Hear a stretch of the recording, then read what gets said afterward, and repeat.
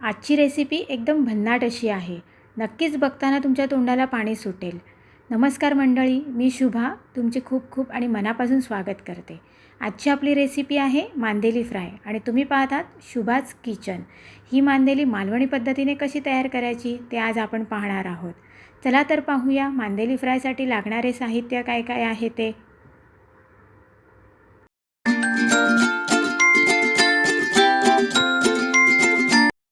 आज आपण बघणार आहोत मालवणी पद्धतीने मांदेली कशी फ्राय करायची ती. ही मी मांदेली घेतली आहे, जी स्वच्छ धुवून त्याला मीठ लावून ठेवलं होतं. आलं लसूणची पेस्ट, हळद, काश्मीरी मिरची पावडर, मीठ, मालवणी मसाला, कोकम आगळ, तांदूळ, रवा आणि मीठ मसाला ह्याचं मिश्रण करून घेतलं आहे आणि हे तळण्यासाठी लागणारं तेल. चला तर आता वळूया कृतीकडे. सर्वात प्रथम एक बाउल घेऊया. त्या बाउलमध्ये आपण ही मांदेली मॅरिनेट करून घेऊया.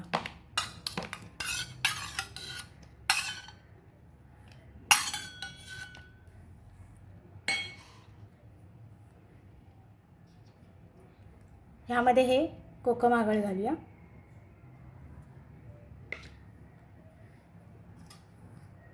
आणि हे जे आलं लसूणची पेस्ट, हळद, मसाला, मीठ हे जे घेतलं आहे हे सगळं त्यामध्ये मिक्स करून घेऊया.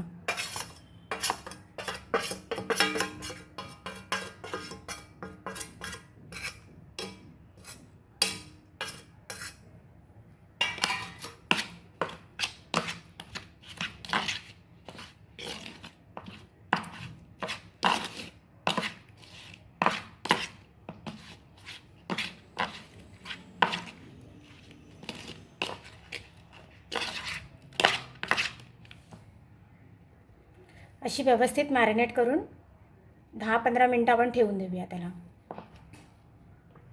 इकडे मी पॅन गरम करत ठेवला आहे आणि आपली मांदेली ही सगळी मॅरिनेट झालेली आहेत. 15 मिनटं होऊन गेले. आता आपण ती फ्राय करायला घेणार आहोत. फ्राय करण्यासाठी यामध्ये मी तेल घालते.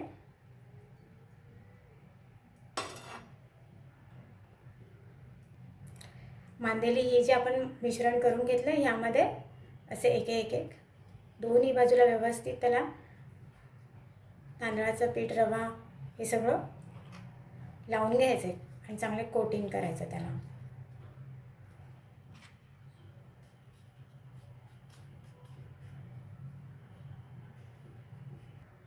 आता एक करून तेलामध्ये सोडूया.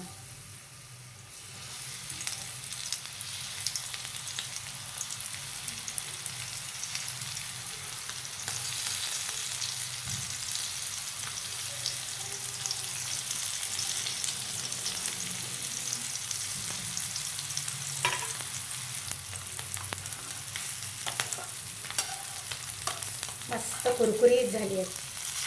आता दोन्ही बाजूने पण अशीच चांगली फ्राय करून घेऊया. मांदेली मच्छी जरी छोटी असली ना तरी ती चवीला इतकी छान लागते. कधी कधी त्याला हॉटेलमध्ये स्टार्टर म्हणून पण आपण वापर करू शकतो. हे बघा किती मस्त झाली आहे.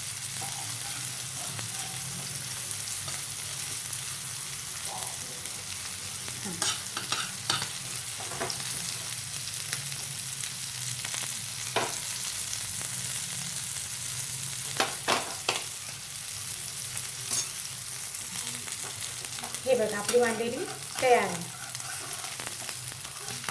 तर तिला बाजूलाचे करून घेऊया आणि बाकीचे दुसऱ्या तळून घेऊया. तोपर्यंत ती तिच्यात तेल पण बाजूला सरकेल आणि त्या पण कुरकुरीत होतील मांदेली.